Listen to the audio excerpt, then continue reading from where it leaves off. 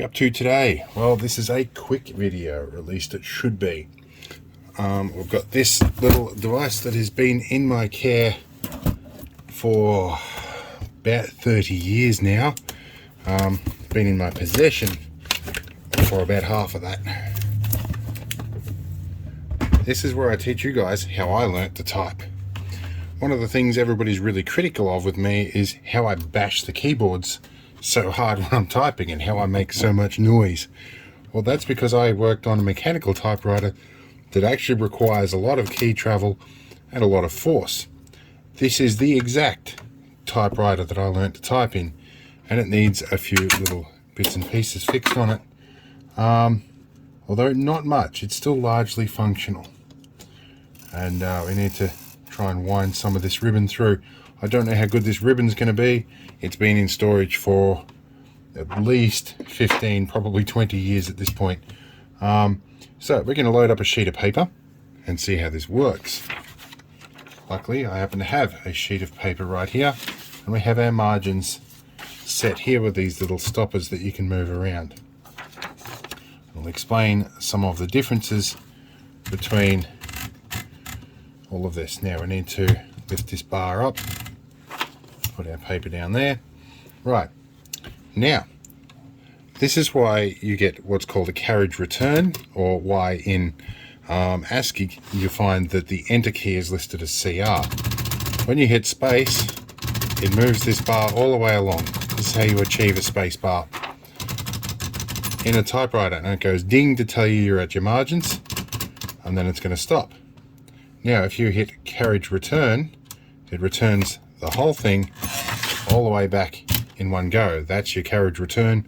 It also advances the roller on one line, or it can be 2, 3, or even 0 if you want to type over the same position. That's what that little indicator there is. So we can always end up going in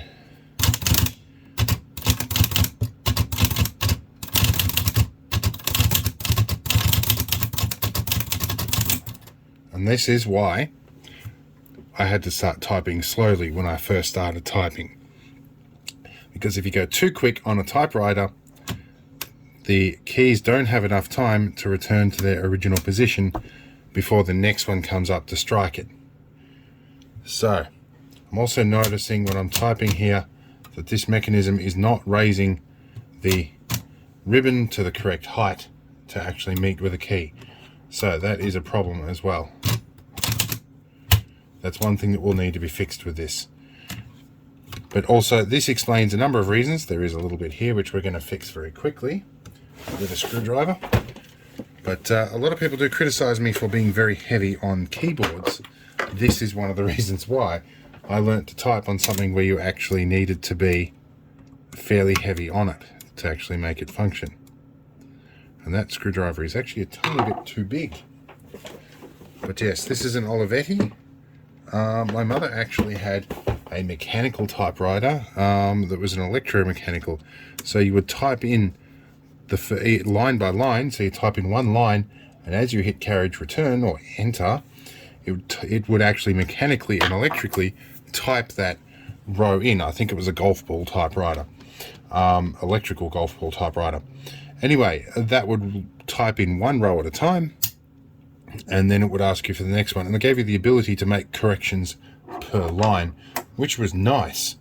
But you could also type as fast as you wanted because you had a keyboard, but it still had the mechanical spring return on the keys, just like a normal typewriter.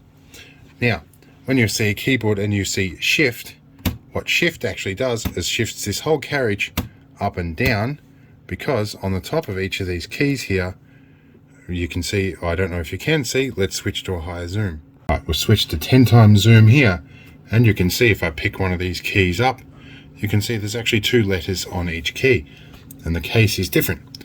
So as you hit shift, it moves this whole carriage down so that that lower key, or the upper key, now strikes the ribbon in place of the lower key. So that's what shift is all about. Now if we go to the keyboard here where your shift key is, which is on both sides, it's one big rail, you'll be wondering about caps lock, also known as shift lock, because you push it down and you physically lock the shift in place. Now you can type in capitals. If you push it down, there's a spring return that releases and it pops up again. That's where that came from. Now this keyboard is not a standard QWERTY keyboard layout as well. There are some substitutes in place of one where you would actually use a capital I. But in place of that key, you actually have a 1/4, 3/4, 1/3 and 1/2. And you have a pound key here. So this is more like a UK keyboard layout, except you still have the $ over the 5 key, but you have no number 1. But you do have a plus and minus key. So these things were customizable. You could request the manufacturer to install a different set here and you'd change the keycaps. But nonetheless, this is where most of the things come from. And space obviously is always the same. It just moves that top carriage along a little bit. So pretty much all of what we've got here. And you also have this one, this lever up the top here, which we can move up. You push this guy, this just lets everything run all the way to the end. Then you can do this. And so you can move the carriage all the way along like that. Now, if we were to flip this up, open up our piece of roller here, we can pull all that out and drop that out again. These stoppers here along the top are actual physical stoppers. If you move them along, which we need to move this to do, you'll find that the carriage will only go now that far. And if you move it along here, you move along, it'll stop there before retracting. So that is actually mechanical stoppers to determine where your margins stay. And I think I want about 90 there. But it's all fun. So that's a typewriter. And that's why I type like my keys are made out of lead bricks. But I thought it was an interesting history lesson, and during lockdown it's something that I can do that's a fairly easy and quick video that might appeal to a range of the fairly varied audience that I have at the moment. So yeah, I say about half of my viewers will have seen these before. Some of them are going to wonder why the names on keys are the way they are. This is why. Anyway, see you later. I'll see you in the next video.